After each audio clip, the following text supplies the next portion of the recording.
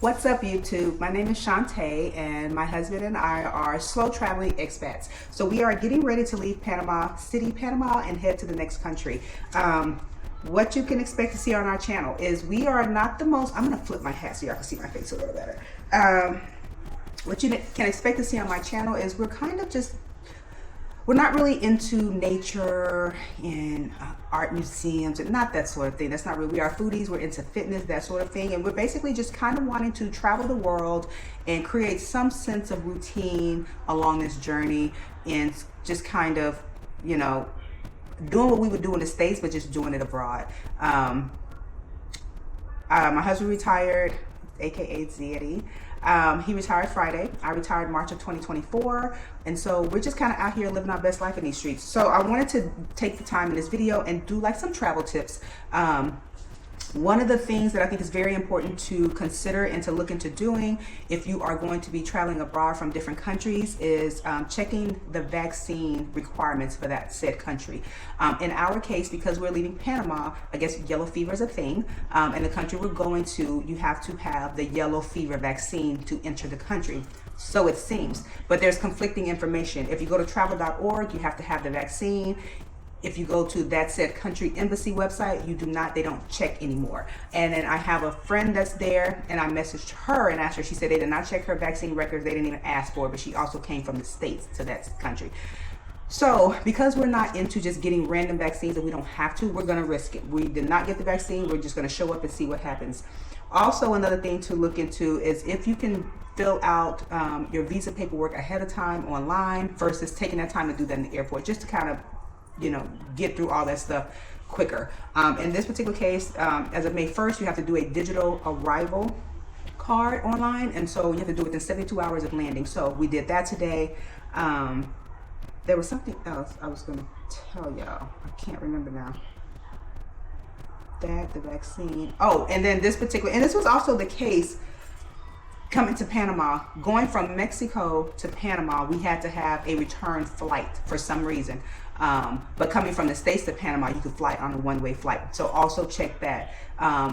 In this particular case, we do have to have a return flight from this country. So what we're gonna do is our layovers in Turkey. So we're just gonna buy a flight in Turkey. And then just, cause you can cancel it for 24 hours, so we'll just cancel it the next day once we get there. So those are just some tips of things you may wanna consider looking into before you travel abroad. Because this video is only gonna be about 10 minutes, 15 minutes max. I don't want to bore y'all and do all the tips in this one little location. So I'm going to talk to y'all maybe on the plane or at a cute lounge at the layover or whatever, just to give y'all some different background. But if you think you would be interested in that kind of content, go ahead and subscribe, like the episode or like the video too. Yeah, we're going to talk about flight.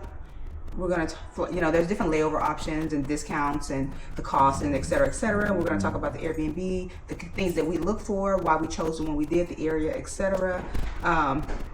Travel insurance, all of that. So for now, I'm going to go ahead and end the video so we can get ready to get up out of here and get to the airport. But sit tight, stay to the end of the video to find out what country we're going to. And yeah, I'll see y'all in the next clip. All right, YouTube, we're back. Now, I just got off of a 12-hour flight, and this is not rehearsed, so y'all just push through. So what happened at the airport?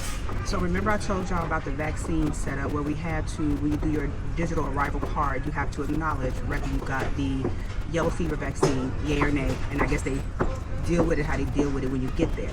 So once we got to the airport, apparently there's another form that we had to, the country health pass form that we had to fill out before they would even check us in and allow us to get on the flight, which we didn't know that, but no big deal. We stood to the side, we did the form, and we just had to show that you get a confirmation email, so we just had to show him that, and then he gave us the, then he checked us in. Also, remember we talked about the return flight requirements? Now, it seems like it's a thing that we have to have a return flight, possibly have a return flight once we check in to customs when we get there. But we were planning on setting all that up once we got to Turkey on this long ass layover. However, in Panama, they were like overly passionate about it. It was acting like it was a deal breaker, like they weren't gonna let us on our flight, which we knew that wasn't true. So we had to tell them, like, we appreciate the passion, but please move on. So another tip is travel apps. Like each country has different apps that they like to use. For like instance, instead of Uber, they may do Grab, etc., etc. So I'll put the list down here of the apps that I downloaded that would make it easier. I personally just did the ChatGPT and just asked them what's the best translation apps, because like the translation app I was using in Panama, where we're going, that language is not even in there. So I just asked ChatGPT. So I did a translation app, we did the rideshare apps, and we doing the eSIM card app, and there was another one. I can't remember, but I'll put it on the screen. And let's see, did we talk about travel insurance? I feel like we did. I'll check this clip, and if not, then we'll talk about it when we get there. We'll talk about the Airbnb when we get there, because I will give you guys a Airbnb tour. So coming here, we took Turkish Airlines. I personally have never flown Turkish Airlines. I don't think Daddy has. 10 out of 10. 10 out of 10. We flew business class. Now, keep in mind, I have not flown more than a 5-hour flight in over 20 years. So obviously business class in the States, if it's just a 4-hour flight, it's going to be a different experience than a 12-hour flight, like as far as the seats and etc. But I will say the seats were so comfortable. I was able to, I'm 5'8.5". I was able to lay completely flat and sleep all night and not be all bunched up. There was plenty of space between me and the person next to me. They gave us good little, nice little travel bags that have like a sleeping mask, socks, toothbrush, toothpaste, earbuds, like all the things. The customer service, 10 out of 10. There were so many details to like the small things that was literally just details. For instance, they had the chef's hat on, like the whole chef hats with the little outfits. Now clearly they're not back there whipping up a gourmet meal. However, it's a very good personal touch visually to just, you know, enhance the experience. All of the, as far as TV entertainment, there was tons of movie options, TV options. The headphones were big, they covered your whole ear, they were very comfortable. Blocked out sound. Cabin temperature is perfect. The slippers to the blankets, you got 2 blankets to the pillow, like everything was a 10 out of 10. And I've never flown Turkish. 10 out of 10. Also, I will say Copa Airlines. We flew there from Mexico to Panama. Now, these are business class seats, so I really can't tell you what's happening in economy. So if y'all tried and you're in economy, don't come for me tonight. It ain't the same. I don't know. I'm just speaking on what I know. But Copa Airlines is very clean. Newer planes, or at least the one we were on. Customer service, 10 out of 10. So there's that. I don't know if we talked about the flight cost, but we were able to use our Pensionata residency discount from Panama, and so we ended up getting $1,000 off each of our flights. So we essentially saved $2,000 on these flights.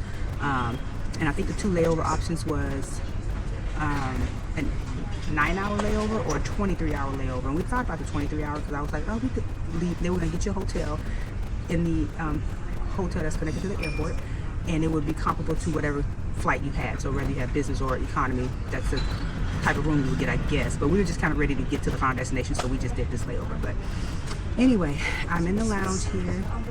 It's gorgeous. It's huge. The food options are incredible. So I'm about to go start with a big old salad because I have not had any vegetables, and then work my way on up. But the food options on the plane as well was amazing. I didn't notice the snacks options until like the last minute, which is good. But I'll put some clips in here of the food that we ate on the plane.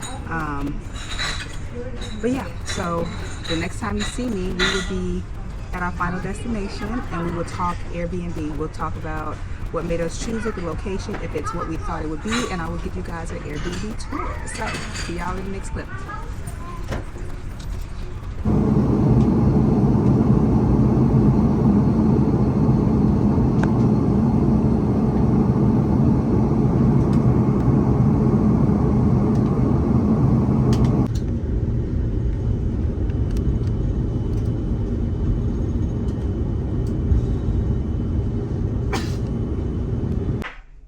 Good morning, YouTube. So it is Monday, June 2nd.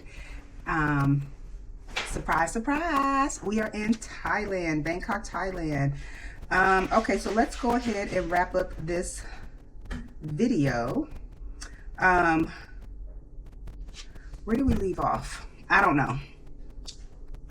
But let's see. We talked about the apps. Airbnb. What had happened was, I'm not going to talk about it too much in this vlog. However, just know, or in this video, just know I will cover the full details on the video that I upload after this, which will be my first week in Thailand. But if it's not obvious, we are in a hotel because the Airbnb did not go as planned. But the cost was good. It was kind of dark when we got here, so I think location was fine. Yeah, I'll cover it in the next vlog. But I think it was like $1,600 for the month. It had all of the checkpoints.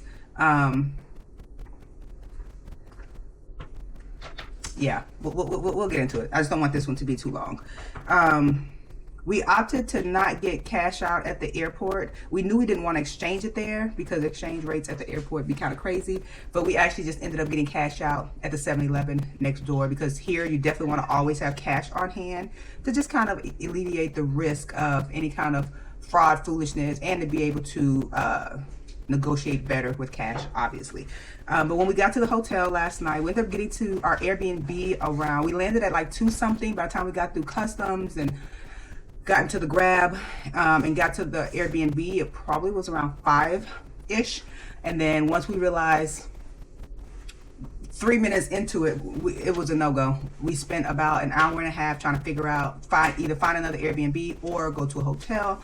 We opted to just come to a hotel for the next 3 days while we just kind of take our time and figure out the whole Airbnb thing. And again, we will cover that in the next vlog. So